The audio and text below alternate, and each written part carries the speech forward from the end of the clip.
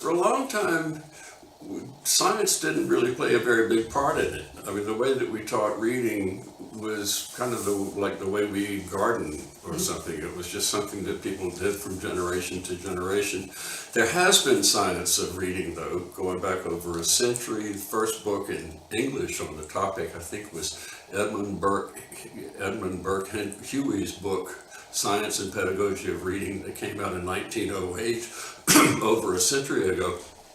But still, there have been traditions that go on, and then occasionally science has played a bigger role as time goes on.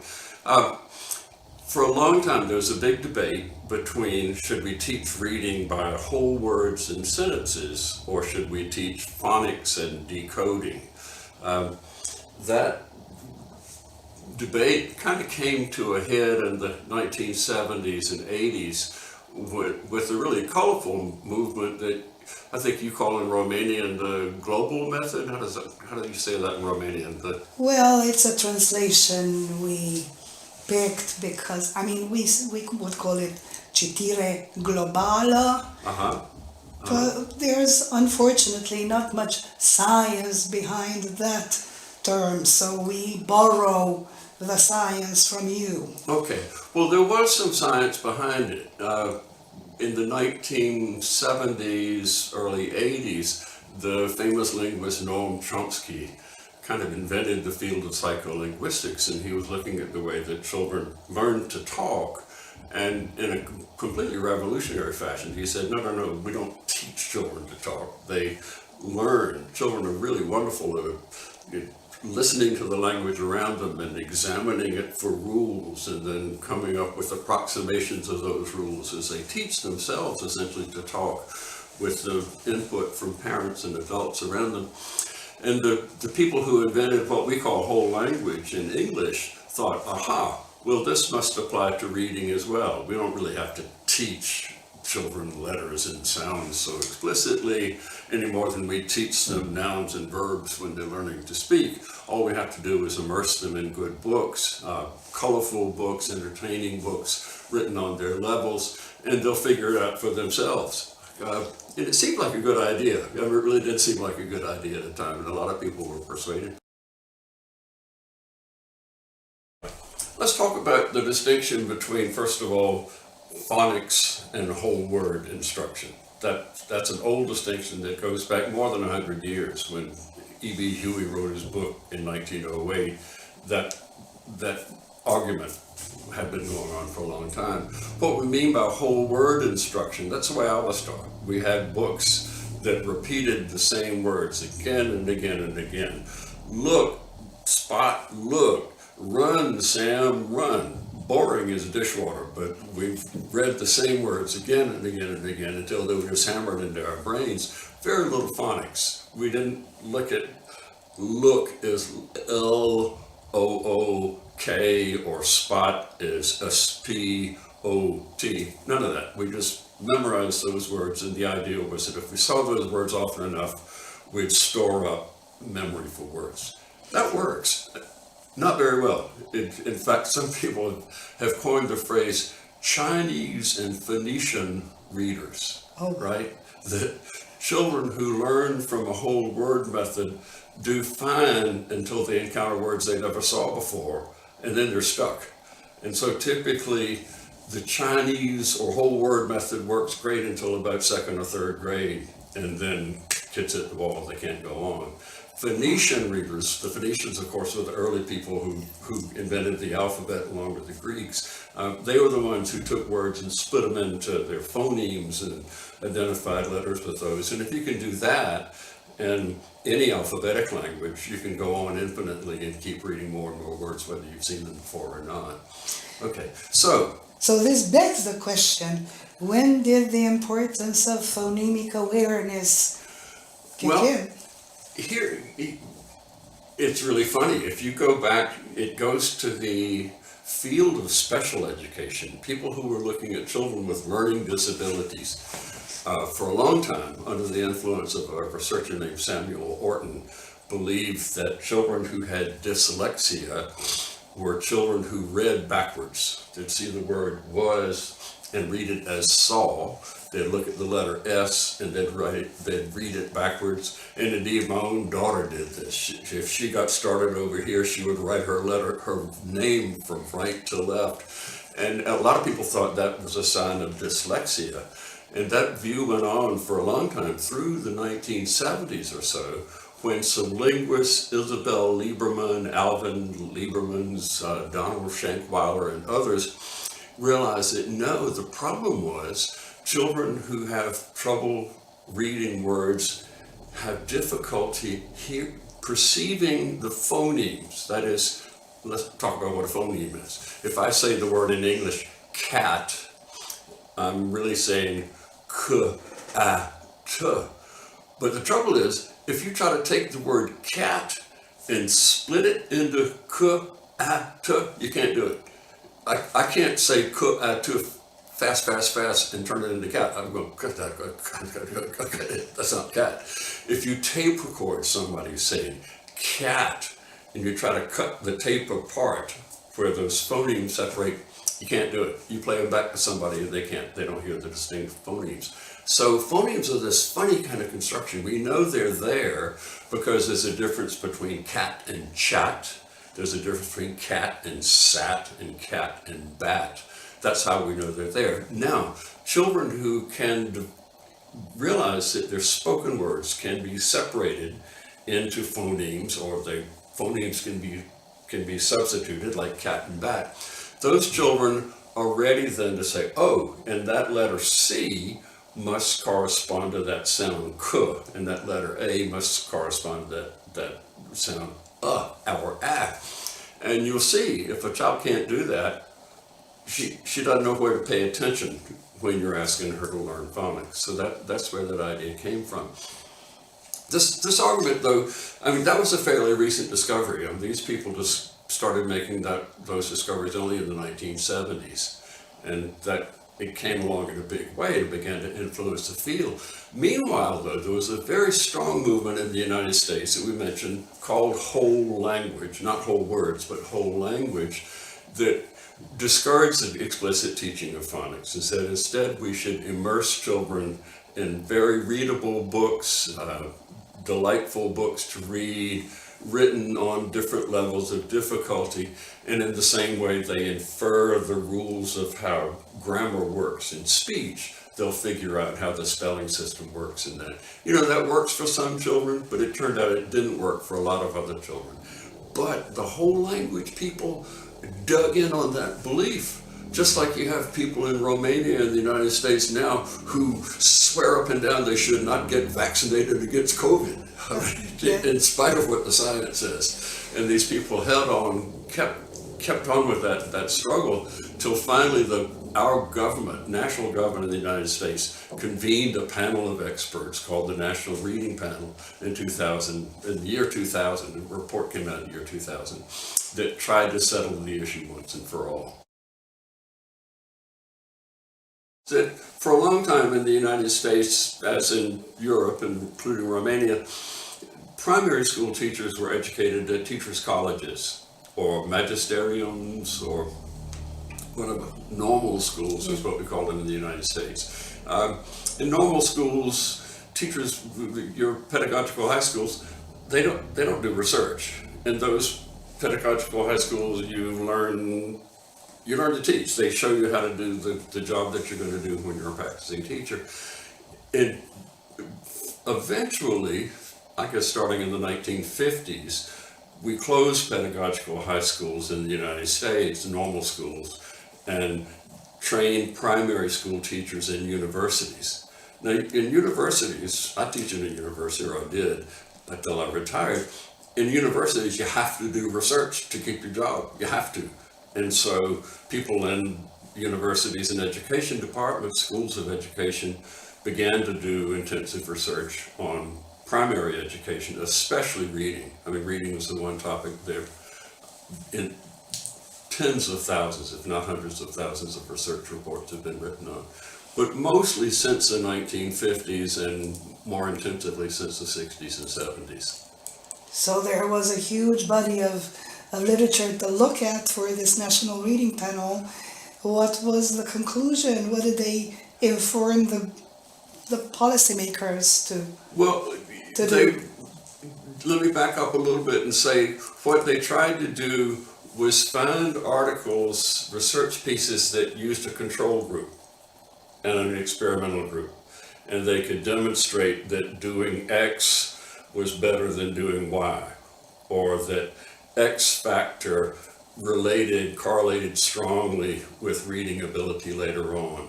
And they dismissed everything that didn't meet that criterion.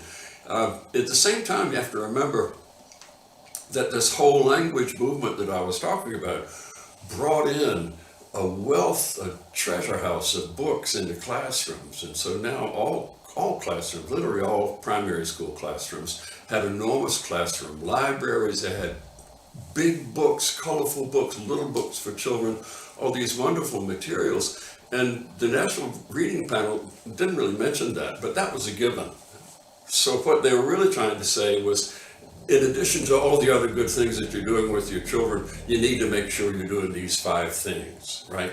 And so the first one they came up was phonological awareness, which was a new topic at the time. I mean, we hadn't been talking about that more than 20 years or so when they adopted it. Phonics was another one. Can I say a word about phonics? Sure. I don't want to pause the tape, but this is kind of interesting to think about. We talk about phonics and decoding. So if I show you a non-word like dat, cat, and can you read the word D-A-T? A child who can decode will say, I know that the D makes a D sound, and the A is a A sound, and the T is a T sound. That's decoding. So you have a skill that you can take a word apart into its letters, and even if you've never seen the word before, you can read it out loud. But phonics has another value as well. A researcher named Linnea Airy discovered that children who know phonics can remember words better. Not just decode them, but actually it kind of creates slots in the memory for words. Because there's a difference, between decoding words and what we call sight words. You and I both have enormous sight words, probably tens of thousands of words that we recognize immediately. And we can actually record this. If you flash those words to us in 250 milliseconds, we'll know what they are. Or we won't. But 250 milliseconds, we don't have time to decode them. And that's one of our methods of testing. Can you flash the word and will a child know it? If she does, then that's a sight word. Linnea Airy's argument is that if she can decode, she's more likely to remember those words because her memory just sort of knows what to do with the parts of the words in storage. So phonics is terribly important. So you're saying children who are better at decoding will have a bigger corpus of sight words. Their memories will be better structured for remembering those words long term that they decode, right? Okay. And that helps build the sight vocabulary as well. I think that's an important point to point out, because you don't want to suggest that good readers decode every word. That would just be terrible drudgery. It would take a child forever to read all the words she had to read that way. But yeah, phonics helps in that regard. And then a third one, I can't remember the order of these, so the third one was reading fluency. That in itself too was fairly recent. A guy named J. Samuels did research that showed that fluency was kind of a skill on its own that was related to the other ones. If you can read a text or a sentence fluently, you free up space in your mind to think about it. And the analogy I use is teaching my daughter to drive a car. Before she knew how to drive a car, I'd pick her up after school, and she'd get in the car, and I'd say, "How was your school day?" And she'd say, "Be quiet." And she would roll up the window, and I'd say, "Where do you want to go?" "Don't talk to me." And she would turn the key and say, "Well, what do you want to have for supper?" "Shh." And she had to totally concentrate on driving that car, turning the steering wheel, getting the brakes just right, looking in the rear view mirror, the side view mirror. And now, of course, after 6 months or a year, she could look around, she could turn on the radio, she could have a conversation about the news on the radio, she could admire the scenery, because driving had become automatic, and that meant that just a small part of her brain was caught up with driving. You don't want it to be too small, but a small part of her brain was caught up with driving, and the rest of it was free to think about driving. In the same way, when you read fluently, it turns out you have more mental space available to you for comprehension. That's why sometimes comprehension or fluency is even used as a measure of comprehension. You assume if a child can read something fluently, it is a very good chance that she'll be able to comprehend it as well. Not always, but it's a pretty good chance that she will. Right, so we had phonological awareness, we had phonics and fluency. And now we get to vocabulary, and we've always known that. I mean, people who do psychometrics, measuring intelligence, will tell you that a person's verbal intelligence is mostly the words she has, the number of words she knows the meanings of. If you think about it, a word that you know is like a building block of knowledge. And it's a really interesting concept, really, because a word that you know shows the experience that you've had that gave you the meaning of that word, but that word is also kind of a template for new experience, right? If you know, for example, if you know names of wildflowers and you go walking through the field, you'll actually see flowers that you didn't see before, because having that name and that concept makes that perception available to you in a way that it wouldn't be before, right? So vocabulary is tremendously important.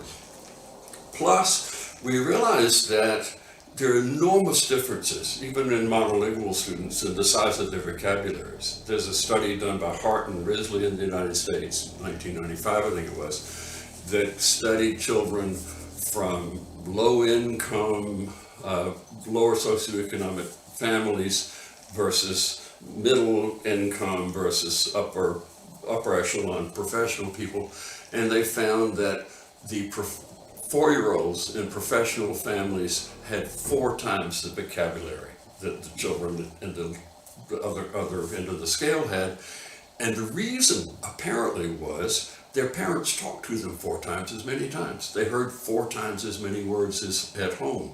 There have been other studies on this as well. This is terribly important for teachers, because it means that if you've got, whatever your classroom of children is, you're going to have some children there who have 2, 3, 4 times the size of vocabulary available to them, which means that many templates for understanding new things that they encounter, not only in words in their books, but in nature and in your classes and your lectures and so on. Okay, then moving on, we get to comprehension. I think we're there, right? Is that all 5?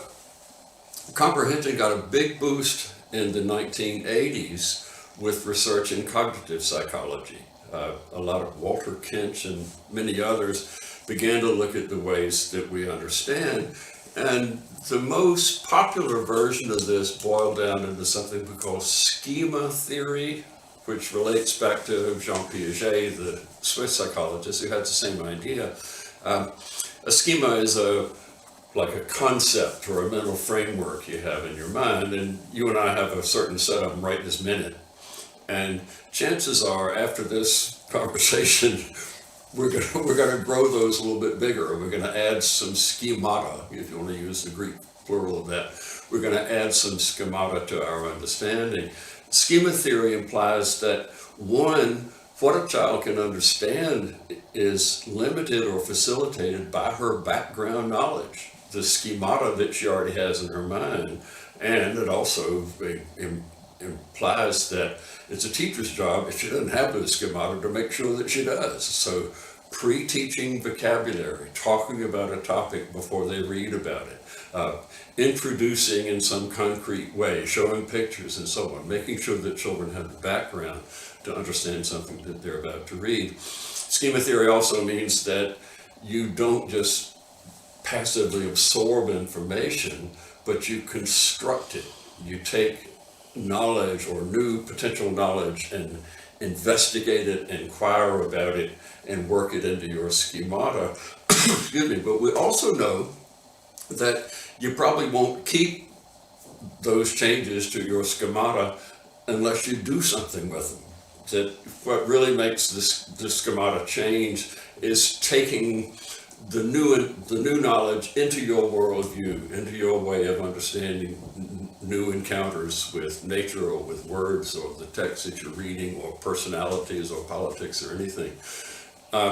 Not surprisingly, that's why in our Refine project and in your New Horizons project, you have a comprehension model that suggests you do something at the beginning of a lesson to summon up prior knowledge, that you guide children's inquiry to make sense of what it is that they're reading, and then finally you do something with it. You have a drama, you have a discussion, you have a debate, you do artwork and something like that.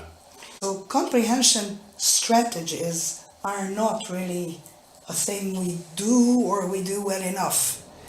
However, word of advice there, why should we be paying attention to comprehension strategies? Well, there's good research that teaching comprehension well teaches children to understand what they read. Not teaching children to comprehend well, just the opposite, it won't do them any good. We have, I think it's safe to say we still have that problem in the United States as well, but studies in the 1970s and 80s when I was in graduate school were loudly complaining about that very thing. They said if you walk into a classroom, you'll see teachers teaching phonics, you'll see, look at this letter, what sound does it make, that kind of thing.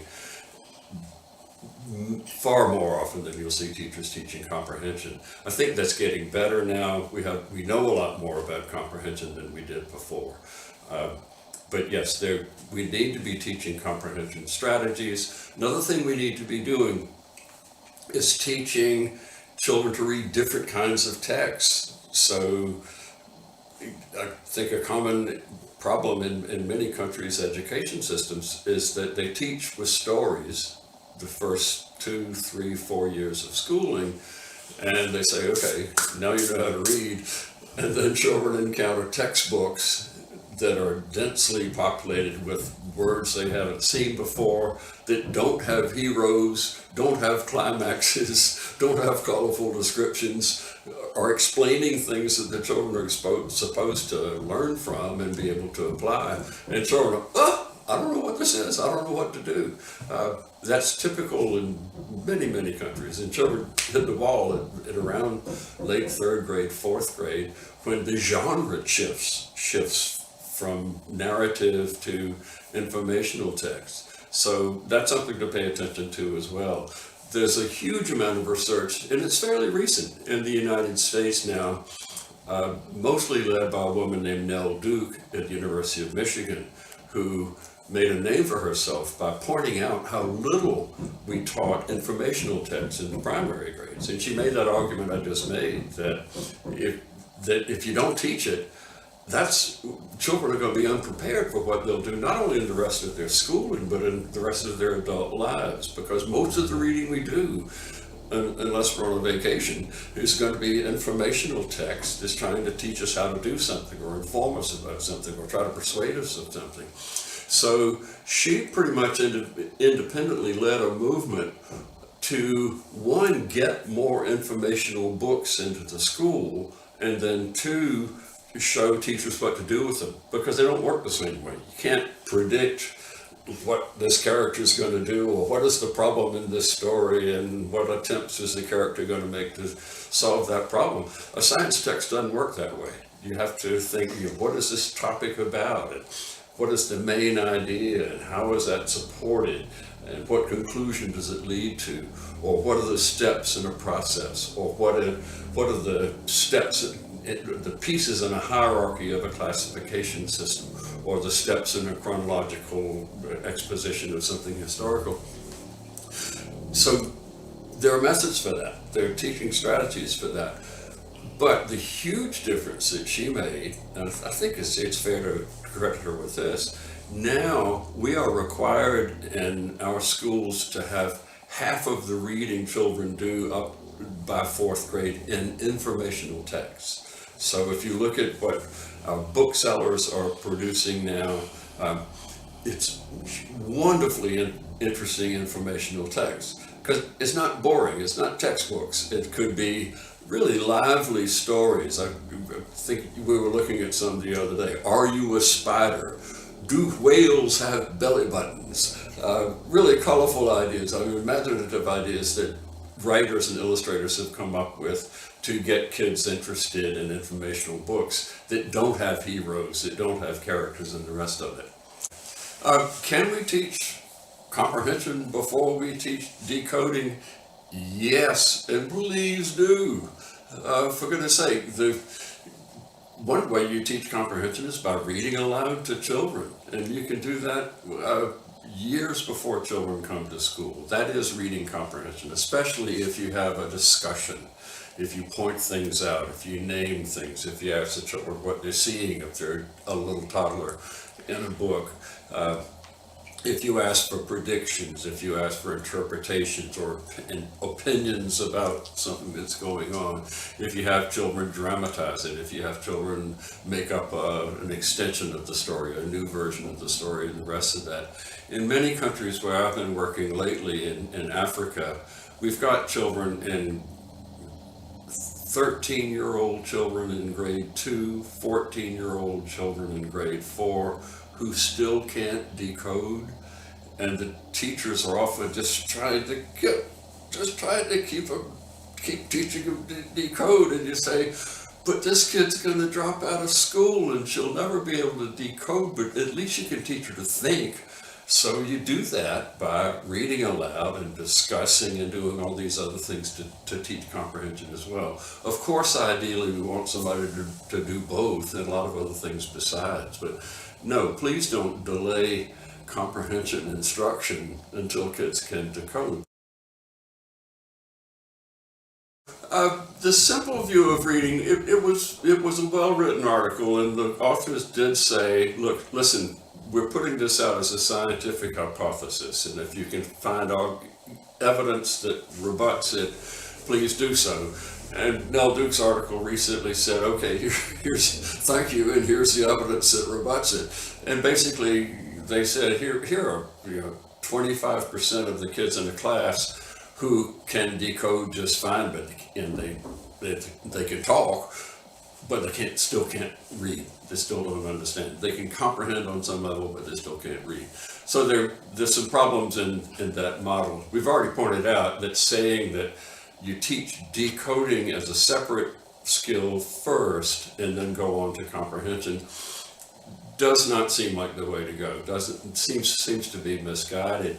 Another point I strongly want to make is that when we talk about comprehension, they did say they were talking about textual comprehension, understanding written language, but it's important to dwell on how different the language of books is from the difference of everyday speech. I mean, this conversation we're having here is kind of the exception. But when we leave here and go get a cup of coffee, the words we use and the sentences we speak will be far simpler than what children encounter in even the easiest books that you see in school. Books really have a different, it's an exaggeration to say a different language, but a very, in many ways, a different language from the kind of language they have if they speak. So if they don't read, or if they don't listen to reading, they're not going to have the language background they need to put together with that decoding to equal R, or the reading in the simple view of reading model. The other thing we would say that as a critique of the simple view of reading model, and this would be what Nell Duke pointed out, that you need